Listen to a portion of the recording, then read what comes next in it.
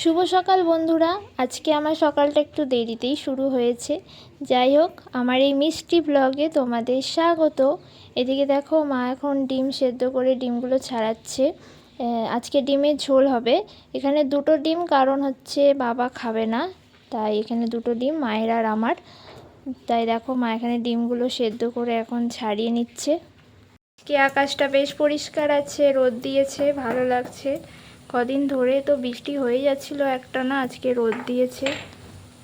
ডিমের ঝোলের জন্য মা এখানে দেখো সমস্ত জোগাড় করে নিয়েছে। এখানে ডিমও আছে, আর এটা হচ্ছে আদা রসুনটা মা একটু শিলনোড়ায় বেটে নিয়েছে, মানে একদমই মিহি করেনি, জাস্ট একটুখানি থেতো করে নিয়েছে। এখানে পেঁয়াজ, টমেটো আর ফোড়নের জন্য গোটা জিরে, শুকনো লঙ্কা আর গোটা গরম মশলা আছে।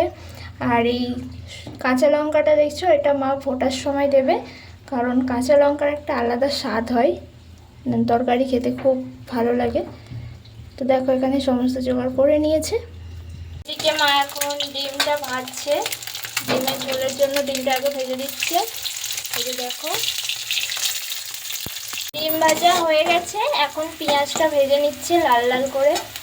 এবার মা আলুগুলো দিয়ে দিল, এক এক করে দিয়ে দিচ্ছে।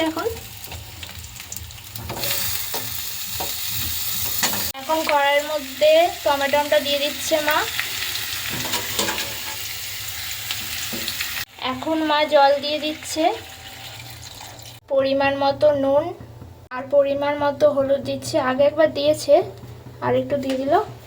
এটা দিচ্ছে কাশ্মীরি লঙ্কা গুঁড়ো, কালারটা আসবে এতে ভালো বেশ। বলে এখন ডিমটা দিয়ে দিচ্ছে। আর ইনি এখন এলেন বাইরে থেকে, খেয়ে দিয়ে পেট ভর্তি করে এখন এলেন, দিয়ে এসে এখন ঘুমাবেন। তার আগে সব দেখছে কোথায় কি আছে না আছে। আমাদের এখানে ডিমের ঝোল রেডি, আর দেখো কত সুন্দর হয়েছে, কালারটা কত ভালো লাগছে দেখতে।